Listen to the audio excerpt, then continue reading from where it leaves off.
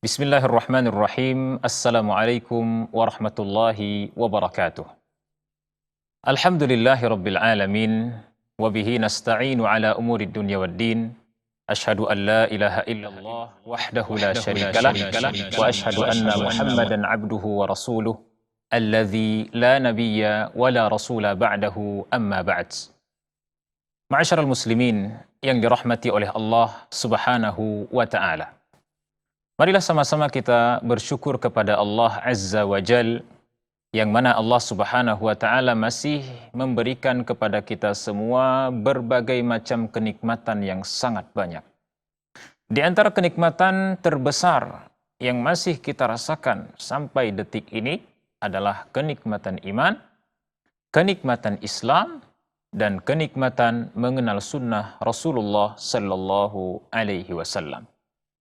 Dan salah satu di antara sarana terbesar untuk menjaga kenikmatan tersebut adalah dengan menuntut ilmu syar'i, dengan berusaha memahami ilmu agama Islam ini. Hal ini sebagaimana yang dijelaskan oleh Rasulullah Sallallahu Alaihi Wasallam.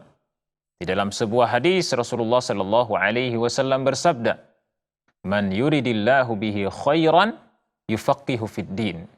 Barang siapa yang diinginkan kebaikan oleh Allah Subhanahu wa Ta'ala, maka Allah Subhanahu wa Ta'ala akan memahamkan dia akan ilmu agama ini.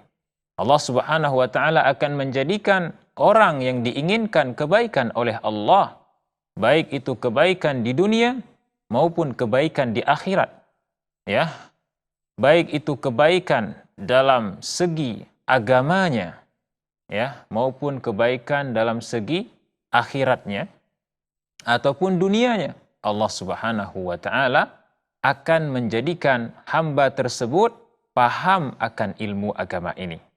Ma'asyiral muslimin yang dirahmati Allah Subhanahu wa Ta'ala, termasuk di antaranya adalah ketika seseorang ingin menjaga keimanannya, keislamannya, ya, dan keistiqomahannya di dalam menegakkan sunnah Rasulullah SAW, maka salah satu di antara saran terbesarnya adalah dengan istiqomah menuntut ilmu syar'i, menghadiri majelis ilmu dan memanfaatkan semua sarana yang ada untuk bisa memahami agama Islam ini.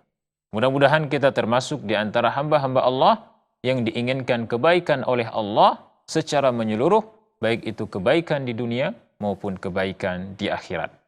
Ma'asyiral muslimin yang dirahmati oleh Allah Subhanahu wa Ta'ala.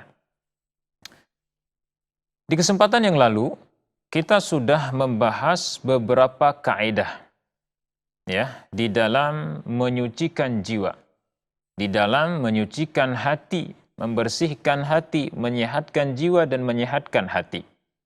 Di antara kaidah terbesar, kaidah yang paling utama di dalam menyucikan hati adalah dengan senantiasa memurnikan tauhid, mentauhidkan Allah Subhanahu wa Ta'ala dan memurnikan tauhid itu sendiri.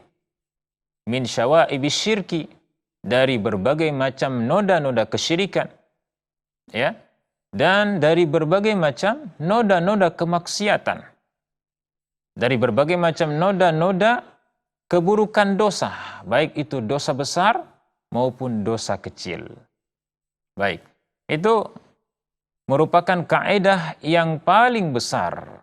Bahkan ini merupakan sebab terbesar jiwa kita menjadi suci.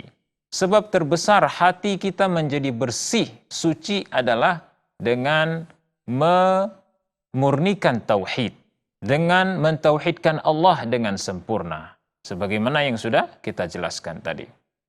Ma'asyiral muslimin yang dirahmati Allah Subhanahu wa Ta'ala.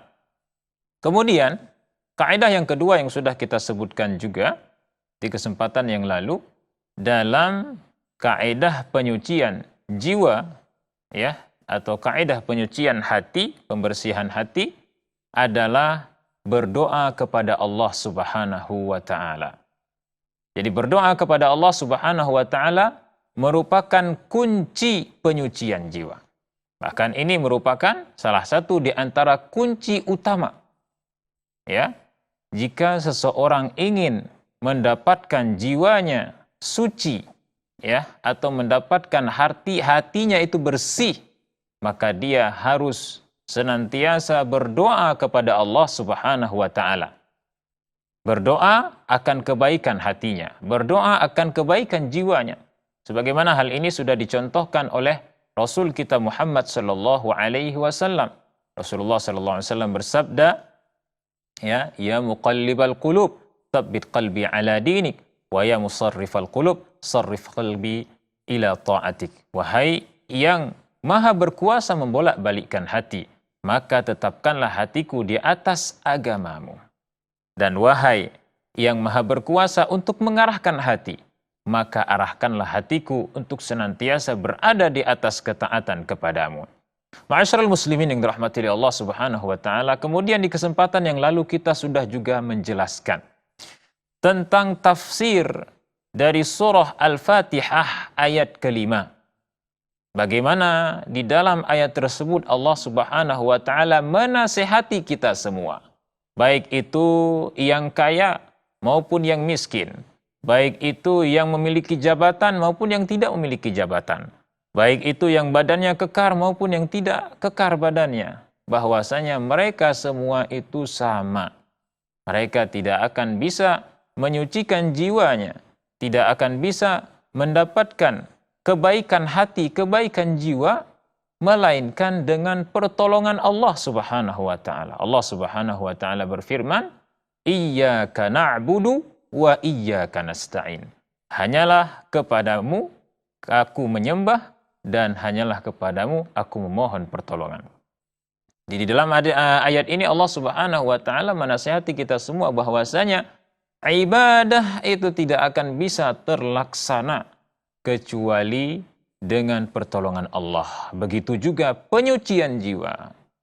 Jiwa yang suci, hati yang bersih tidak akan bisa kita dapatkan kecuali dengan pertolongan Allah Subhanahu wa taala, kecuali dengan memohon pertolongan Allah Subhanahu wa taala. Oleh karena itu Rasulullah sallallahu alaihi wasallam di dalam hadis yang lainnya diceritakan bahwa Rasulullah itu memperbanyak berzikir di setiap harinya.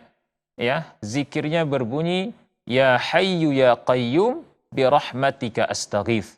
Wahai yang hidup atau maha hidup, ya qayyum, wahai yang maha berdiri sendiri tanpa ada yang membantunya, bi rahmatika astaghith, dengan rahmatmu aku memohon pertolongan.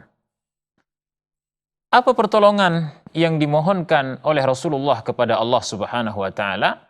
Pertolongannya adalah, atau permohonan tersebut adalah, aslih li sya'ni kullah.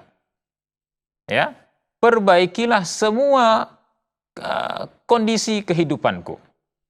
Ya, termasuk di antaranya kondisi hati beliau, termasuk di antaranya kondisi jiwa beliau, dan berbagai macam kondisi kehidupannya. Rasulullah Shallallahu alaihi wasallam senantiasa meminta kepada Allah agar Allah memperbaiki kondisinya. Ya, ma'asyiral muslimin yang dirahmati Allah Subhanahu wa taala. Kemudian kita akan membacakan komentar para ulama. Ya, di antaranya adalah Al-Imam Ibnul Qayyim. Al-Imam Ibnul Qayyim mengatakan bahwasanya doa itu tanda penyerahan jiwa atau tanda berserahnya seorang hamba Allah kepada Allah Subhanahu wa taala, dan ini merupakan kunci seluruh kebaikan. Dan ini juga dikatakan oleh Syekhul Islam Ibnu Taimiyah rahimahullahu taala. Beliau mengatakan ad-du'a miftah kulli khair. Doa itu merupakan kunci segala kebaikan. Ma'asyiral muslimin yang dirahmati Allah Subhanahu wa taala, insyaallah kita akan kembali setelah jedah yang satu ini.